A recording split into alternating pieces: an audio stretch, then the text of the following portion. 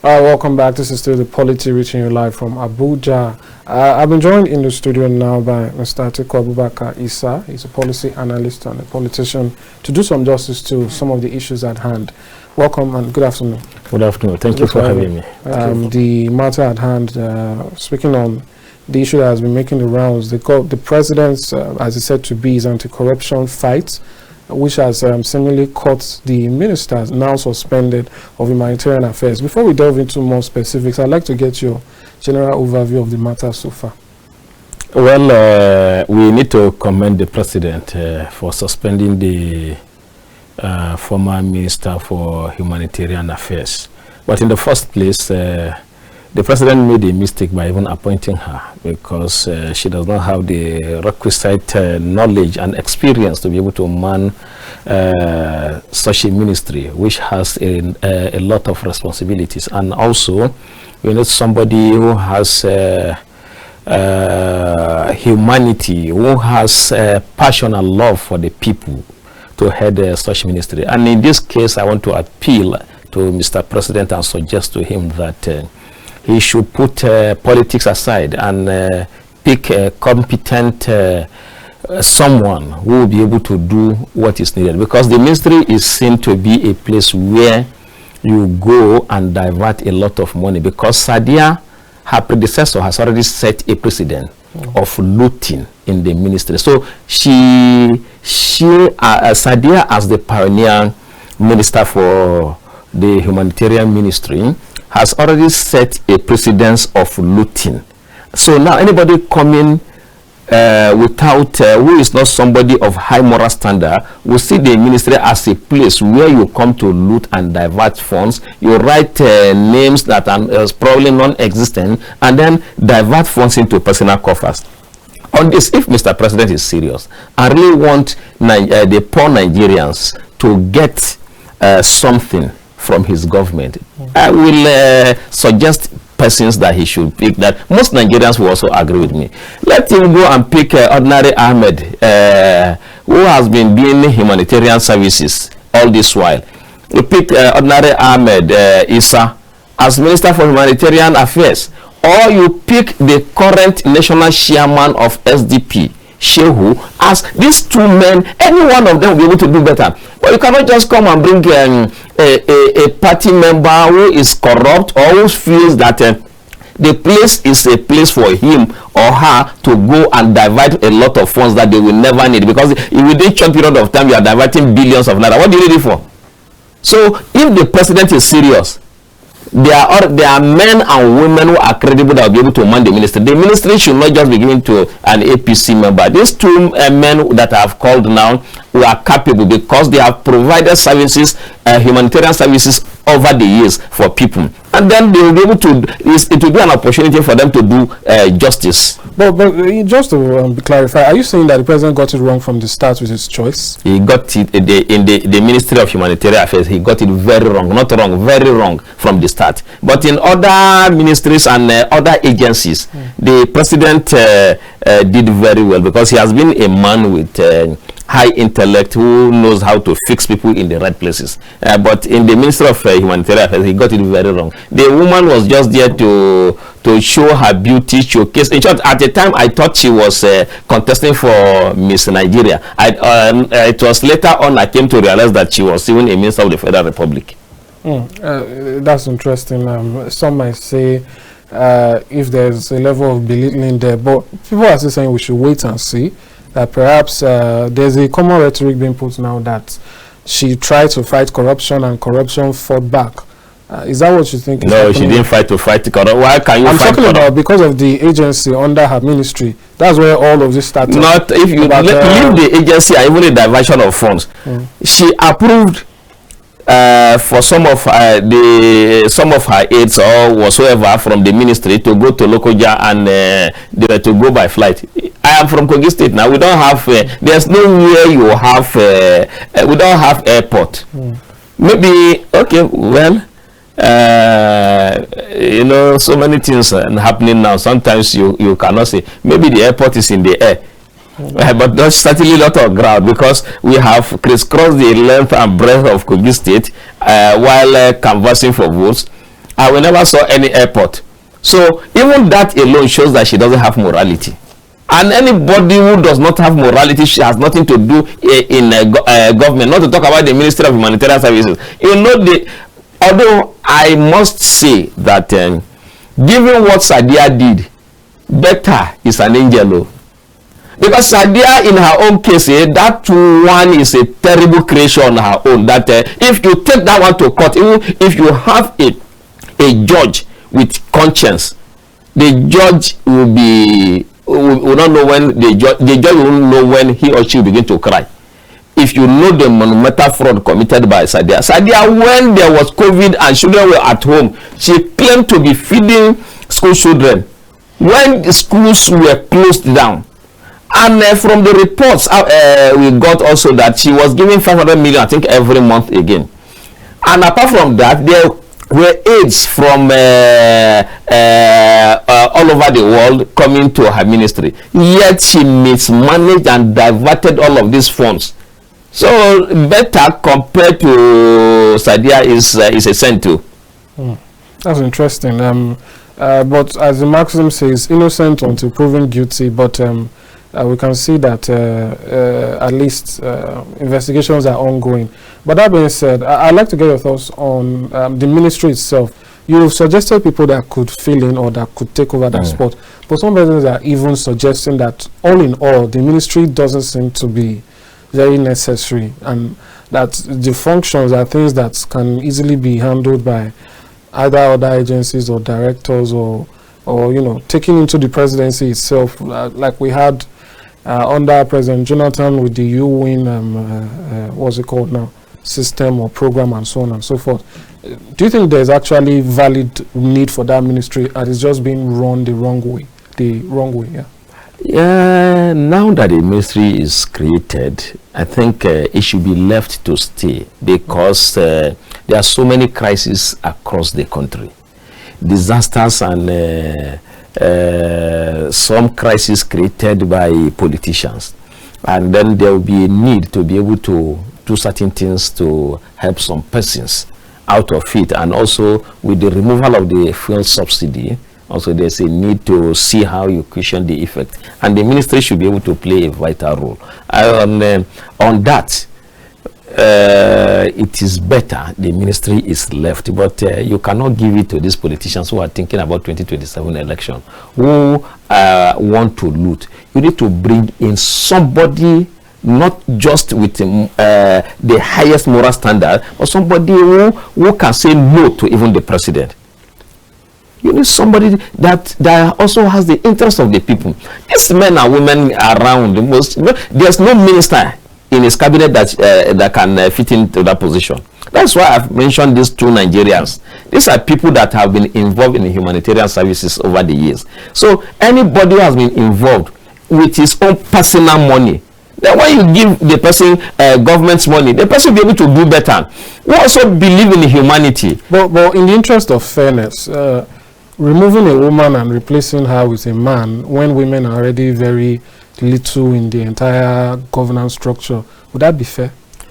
With the calamity these women are committing, do you even think it's justifiable for anyone to be appointed again? Do you want me to Halima is a woman. We are talking about diversion of billions.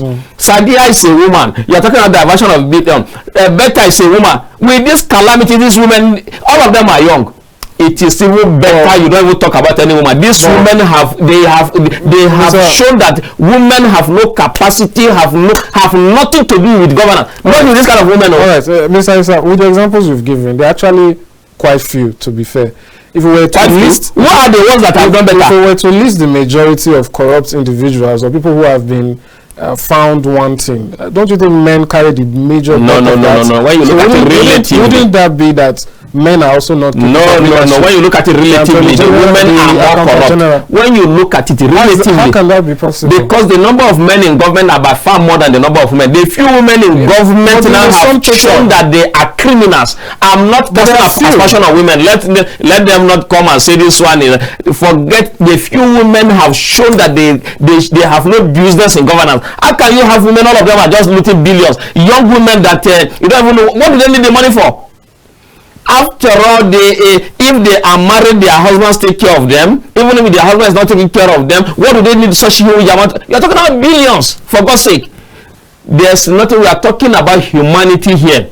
It has nothing to do with a woman or a man. These are people I can remember for now that have been providing humanitarian services from their own personal funds. So now, appointing them it will be justifiable. That's what I'm saying. It wouldn't be unfair, because I'm sure if you try to cast your mind far and wide, surely there will also be women who you've seen that have participated in humanitarian givings and so on. The women I know have risen to a level that they cannot come back. Are you coming to bring Ngozi now to become Minister of Humanitarian Services, or are you going to bring the former NAFDAC boss who is late? These are the women that have capacity, that have shown love. In fact, we didn't even know that NAFDAC was an agency before Dora Kwele. And after she left again, the NAFDAC died immediately. So now, these are the kind of women. These are mothers. Well, but so I guess in this way we can also say now that with these examples of exceptional women, women are also good in leadership. Which are they? Where are they? These younger ones are terrible. These ones are younger and they are very terrible. In short, they are worse than most of the men most of the corrupt men. These ones are terrible creatures now. My point is we shouldn't use that. See what Halima is saying, that she sent here so amount of money to this account. So the story is not even, I don't even want to hear the story. What kind of people are this?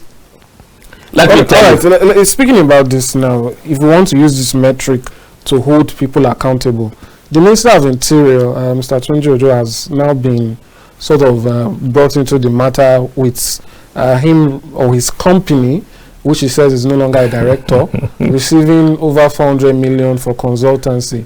And there are a lot of questions about that, so much so that people have started taking it back to his past and the very viral incident, if you recall, the incident where the current Senate president was heard, saying that the House of Rep members or the lawmakers were benefiting from some of these agencies, where he was speaking and he said your chairman has benefited, and he was told, Honorable Minister, off your mic. I'm sure everyone saw that whole event. So people are saying that the person he was referring to in that clip was the current Minister of Interior, and people are trying to say, is this man really the best? Does he have the integrity to continue in his role? So that, can we hold that standard to him too? Is this a case where there should also be calls for his own suspension, or what he's done is seen in a different light, so to speak? The Minister for Interior should not be suspended. He should be sacked. He's a disgrace to Nigeria. How can you come? You are a minister, you are collecting contract for a minister. The thing is even laughable. These people have no shame. How can you go as a minister? You are going to collect a contract from a minister, your company. These people have no shame. If he has shame, he will not even wait for the Mr. President to sack him. He will on his own resign. But because he has no shame, he will not resign. These are terrible creatures that they have destroyed everything about this country. Let nobody say, you are talking about a minister. These are dishonorable men, women. There's nothing like being a minister. But people have been commending him that he has revamped the system. What has he revamped? The immigration. Which immigration? Because as at this moment, I want to get a passport for my daughter. And the fraud in the Ministry of Interior, that immigration is so much that they have been disgracing Nigeria. If you go, you want to get passport, it takes you a long time, except you are ready to bribe. When I renewed my passport, because I insisted I was not going to bribe, it took me 3 months. I had to go there and start creating a scene for the 3 months before I could get my passport renewed. You have very terrible people in this, especially the immigration people. I think there's nobody in the immigration that is a normal Nigerian. They are terrible people. Then you take somebody like this person again to be minister again to oversee the same very corrupt agency again. So something that is very bad. Are you saying the comments or the praises he's been getting, they're all, for lack of a better word, cosmetic? They're not. A man like this that has been able to corner to himself millions of naira, you can pay riffraffs now to commend you. After all, in this country, the more money you are able to loot. Don't forget, Ahmed Idris, the disgraced former Accountant General of the Federation, after it was confirmed that he looted billions of naira, the Emir of Kano gave him chieftaincy title. So chieftaincy title and honorary national honor in Nigeria is meant for those who have been able to loot and very irresponsible people. That's the fact. Only very few Nigerians merit it. Very few. If they give to national honors, when it is given to 100 people, you hardly find 10 people who actually merit it. You see very corrupt, irresponsible men and women getting the national honors. And when it comes to this also chieftaincy, it's the same thing. So when people praise you in this country, it doesn't mean that you are good. What it means is that you have been able to loot so much money and you are releasing it to some youths who don't know what they want in the country and they are lazy, they don't want to work. So when you release it to them, they begin to praise you. Or when they give you award in Nigeria. But to be fair, his praises have been coming across party lines. Is that you can always get it now. In short, you can always get to all the political parties. Most of the political parties don't even have work to do now. And then some majority are hungry because some have put politics as their work. So the only thing they do is that once they don't see, they can do anything to survive because they don't have any means of livelihood. So these kind of people can praise anybody. In short, it is dangerous. Any man you see that is always praising people is a dangerous human being because he's always praising. You know, this what you just raised now is something I would like to point out. I don't know if we should go to. I'll put in one question before we get to that. It's a video of a PDP chieftain, the spokesman for the PDP presidential candidate in the last election, visiting President Tinubu yesterday. But before we get to that clip, I'm sure my directors are getting it ready. Still on this issue, what do you think? People have commended the president's reaction to all of this. I'm wondering, what do you think should be the baseline for the president reacting to his ministers? Let's be specific now about his ministers and their behavior or their conduct. Because some persons feel like there should be a level of leeway allowed for these issues.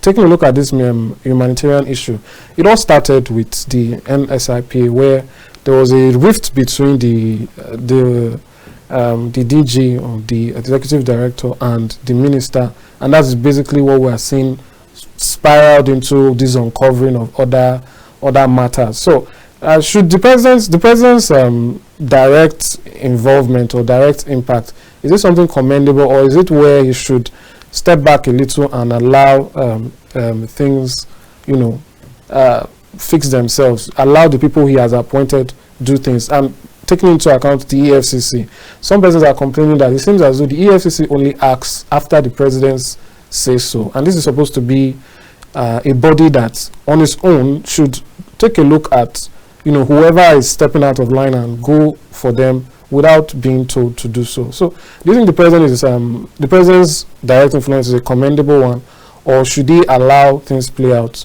with the people he has given power already? The president's involvement is commendable. I also want to let you know that institutions are not working in Nigeria. The EFCC boss will always wait to see the body language of the president or directive from the president before he will go after a minister of the Federal Republic of Nigeria. Let me tell you, no agency of government, no security agency, I can tell you this for free, can go after a minister. Not the DSS, not the Office of the National Security Advisor can go after a minister. Not EFCC. Forget it, they are just there. They can only, when they see the body language of the president or when he directs, that's the only time they can go. A minister is not an ordinary person in Nigeria. It's not so. And for the fact that we have very weak institutions, they will have to wait for the president directives so as to move. It's only when the president, okay, what if you are going to, the FCC chairman is going to pick a minister that is a favorite of the president. The next thing, the FCC chairman will be sacked now. And he doesn't want to be sacked, not because he's not working for Nigeria. He's working for himself and then his family members. Well, it shouldn't be so, right? That's the situation now. Let's talk about the reality. Yes, the EFCC chairman is working for himself and his family member, and how to continue to see he promotes his lineage and then raise them to a level where they can continue, they'll be able to intimidate other Nigerians. That is what all these people are doing in government. They are not working for anybody. Nobody in government is working for anybody. They are only there for themselves first, themselves and their family members, and then they have close friends. Then the country comes last. It is only when they have satisfied, and they can never satisfy themselves because they are so greedy that they can't satisfy themselves. So that's why the country is suffering the way. I think you are speaking about interest now. So let's take a look at a clip. Yes, the Daniel Bwala, he was the spokesman to the presidential candidate for the PDP, speaking about former Vice President Atiku Abubakar. And he was very vocal about the reason he left the APC, condemnations of the APC. But yesterday he was seen at the Villa, basically throwing in support for the president, and even going as far as to say he's ready to support the president, and if he requires him returning to the APC, he does not mind. So let's take a look at that clip now, and then I'd like to get your thoughts on it. All right, you heard from him there, and it has brought up a lot of conversation about if there is true opposition in the country as we speak, and I want to get your thoughts on that. Is there true opposition in terms of the parties speaking truth to power, putting the ruling party on its toes and all of that? Do you see that happening, particularly with people also referencing the talking about Mr. Doyin Okukwe, who recently resigned from the Labour Party, and there are also comments about perhaps he has some level of camaraderie with the current APC government. Different opposition persons that are being spotted left and right, giving some level of support to the president. So do you think we still have that vibrant opposition, or is there a new reality? There's no opposition, and even if there were to be opposition, this the style and leadership style of President Bola Ahmed Tinubu is the one that can suppress opposition within the country, and most especially where you have men and women like Daniel and Doyin Okukwe, who vacillate from left to right depending on the side that has immediate material satisfaction. Certainly you can never have opposition with this kind of men and women, because when it suits them, they profess radicals and progressive doctrines, and when it appears more rewarding, they speak the language of feudalism and conservatism. They have no conscience, and you don't think they've just been won over by the new administration? Won by what? Won by the pains Nigerians are facing at the moment, or by the excruciating pains and the poverty in the country. Won by what? Not that the poverty is inflicted on Nigerians by President Ahmed Tinubu, but by his predecessor, who destroyed the economy completely. So now whatever President Bola Tinubu is doing now is not even enough, because the country is in a situation where it's in ICU at the moment. So a country in ICU that is trying to recover and has not been stabilized at all, you cannot have anybody who has the interest of Nigeria at heart in opposition coming to the ruling party. They are coming because of them, because it is their interest. They cannot survive outside the ruling party. They can only survive when they are in the ruling party. All the things Daniel said, what are those things that have changed? You see him speaking English. These people are disgrace to Nigeria, and we must come out to speak, so that we can shame people like this. Because if we don't shame them, the younger generations will think that these are role models. These are not role models. These kind of persons are the ones destroying the country. In short, they are as worse as those looting the country now, because they are looking for opportunity to loot. If you are not looking for, how can you come and you are just when was President Bola Tinubu sworn in, that you cannot maintain for a while, stay low and continue to, because democracy cannot thrive when there's no functional opposition. All right, let me ask. This is just speculations. There's no known facts to it, but I'd like to get your thoughts on it in terms of political discussions. There are suggestions that some of this was intentional. It is not as though some of the persons who went to opposition parties went because perhaps they believed, but they went more as agents, so to speak, from the ruling party. Is that something you think is existing in Nigerian politics? Can we shock it off to just politics, or is it more serious than that?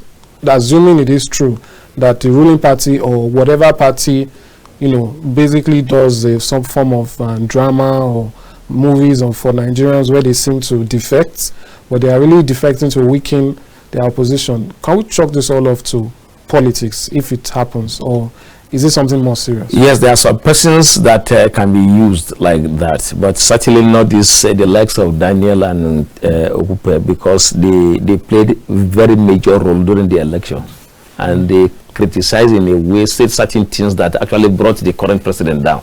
So they cannot be said to have been used as agents. But there are some persons that they use as agents like that who can do. These are people that really they can only make news for some days, but not these men who have been known to have been very vocal in the country. So in their own case, is just the truth is that most of these people just look for opportunity. Once they don't get it again, they thought that Atiku was going to win or Obi was going to win. And if you look at it as at that time, Tinubu never stood a chance, especially with the Naira redesign or Naira recoloration by Emefiele. Tinubu did not stand much chance of winning the election, and the abysmal performance of the former President Muhammadu Buhari. So there was no way Tinubu could have. Many people didn't think that Tinubu was going to win the election. So that was why they in their own thinking, they moved to the various camps where they thought the presidential candidates were going to win. So now that their candidates did not win, they have returned back again because they are mobile politicians. So how do we get this vibrant opposition back? Some people say that the last time that Nigeria had a strong or vibrant opposition was when the APC was not in power, and that perhaps the PDP, they've not become accustomed to doing things from opposition angle after being in power for 16 years. So how do you think we can begin to get that vibrant opposition that always puts the ruling party on its toes? It is almost impossible because of the kind of people that we are. We have more hypocrites and irresponsible men and women. So irresponsible men and women can never stand for the truth. In short, even in a family, most of these people can betray their fathers and mothers. So is the political party they will not betray? These are people that is in their blood. They will always betray. And these are the people that have come together. And the good men and women in this country, most of them are running from politics because they know these men, they are not people that you can work with. So it is almost impossible. We cannot get even the opposition provided by APC. Then when PDP was in power, it was as a result of the fight. Most of the big politicians did not have their way in their political parties. So they came with anger and all of this. That was how they came together to fight. They came to fight some persons, not because they believed in the country. And they were lucky they won election because we had a president with a soft heart. If it is any one of these men now, he wouldn't have handed over. Because Jonathan had the opportunity of not even handing over, not even accepting defeat, because when the things were going on the way to it was at that time, he could have simply ordered the arrest of Jega and then or asked him to cancel the election. He had the opportunity. If you say no, he couldn't have done that because you don't know the powers of the president. The president of Nigeria is so powerful that he can do anything. Nothing will happen. You have mostly cowards in the country. Nothing would have happened. Maybe some lives will be lost, then situation will calm down, and then they will buy some persons over again. You have the likes of Daniel that you can use money to buy them over, and then they'll begin to speak English again. And then they turn the things upside down that even if you are listening, you get confused because you don't even know why they are speaking from both sides of their mouth. So that's the situation. You can't have opposition in the country. All right, that's how we round off the program now. Sorry, we've run out of time. But you raised some concerns there that are very salient, and we hope to see how that turns out. So we're following the news, and hopefully we get to talk more with you. And also maybe next time we'll be able to talk more about Kogi State and your incoming governor and your reactions to that. Thank you so much for coming. Thank you for having me. All right, that's all we'll take on this segment of the program. We'll take a quick break now. When we return, we'll be heading straight into the matter of Edo 2024 and speaking to one of the aspirants for the post. Stay with us. We'll be back shortly.